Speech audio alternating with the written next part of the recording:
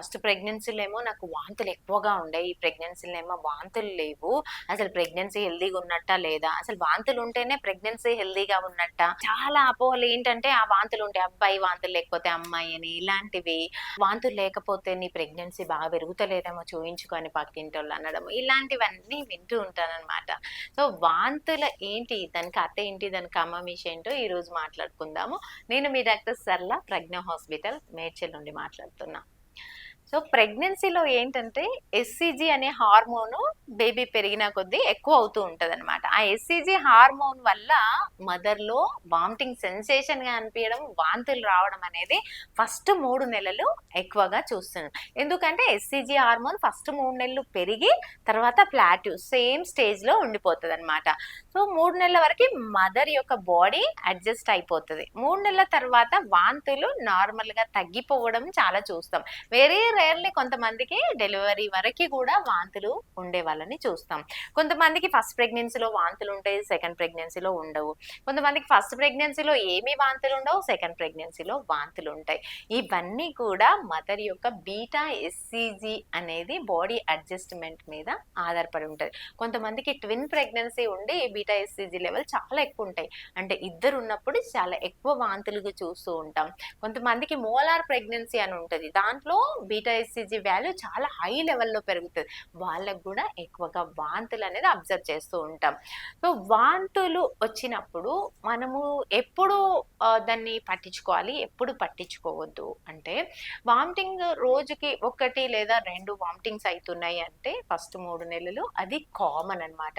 So minimal vomiting tablet రోజు వాడుకోవడం వల్ల ఎలాంటి నష్టము లేదు. అయ్యో వాంతుల టాబ్లెట్ వాడుకుంటే బేబీ మీద ఎఫెక్ట్ పడతదేమో అని భయపడి కొంతమంది వామిటింగ్ టాబ్లెట్ వేసుకోకుండా ఉంటారు. దానివల్ల మదర్ డీహైడ్రేషన్ అయిపోయి ఒక్కొక్కసారి లివర్ జాండిస్ రావడము, ఒక్కొక్కసారి కిడ్నీలు ఫెయిల్ అయ్యే ఛాన్స్ వరకు కూడా వెళ్ళిన మదర్స్ ఉంటారనమాట. హైపర్ ఎమిసిస్ గ్రావిడేరం అంటాం. అంటే ఎక్కువగా వాంతులు అవుతా ఉంటాయి. ఏది తిన్నా వాటర్ తాగినా ఏం తిన్నా బయటకు వస్తూ ఉంటది. వాళ్ళు కూర్చోలేరు, నిల్చోలేరు, అంత వీక్ అయిపోతారనమాట మదర్స్. దాన్నే హైపర్ ఎమిసిస్ అంటాం. అలాంటి కండిషన్ ఉన్నప్పుడు ఖచ్చితంగా డాక్టర్ సపోర్ట్ తీసుకోవాలి. ఇంట్లోనే ఆ వాంతులు కామన్లే, మాకు కాలేదా ఏంది, మీకు గనలేదా ఏంది అని ఇలా పెద్దవాళ్ళు చెప్తూ ఉంటారు కొంతమందిలో. సో అలా నెగ్లెక్ట్ చేసి చాలా జాండీస్ వచ్చి బేబీకి మదర్ రిస్క్ అయిన మదర్స్ కూడా ఉన్నారు. సో మరీ వాంతులు ఎక్కువైపోతున్నాయి, ఏం తినలేకపోతున్నాం అన్నప్పుడు డాక్టర్ దగ్గరికి వెళ్ళాలి. ఫ్లూయిడ్స్ పెట్టించుకోవాలి. అవసరమైతే అడ్మిషన్‌లో ఉండాలి. నా దగ్గర అయితే కొంతమందిని 3 నెల, 4 నెల వరకి అడ్మిషన్‌లో పెట్టుకొని నెలలు నెలలు అడ్మిషన్ పెట్టుకొని వాళ్ళు ఏం తినలేక ఉన్నప్పుడు ఓన్లీ ఫ్లూయిడ్స్ మీదనే లాక్కొనొచ్చిన వాళ్ళున్నారు. అంటే 4థ్ మంత్ పడే వరకి గూడా అడ్మిషన్‌లోనే ఉన్న వాళ్ళు గూడా ఉంటారు. అంత హైపరెమిసిస్ ఉన్న వాళ్ళు ఉంటారనమాట. సో, ఎవ్రీ ప్రెగ్నెన్సీ డిఫరెంట్‌గా ఉంటది. మీకు ఉన్నట్టుగా మేము కూడా కన్నామా అని అనొద్దు ఎవ్వరిని కూడా. ఎందుకంటే pregnancy, every mother is unique.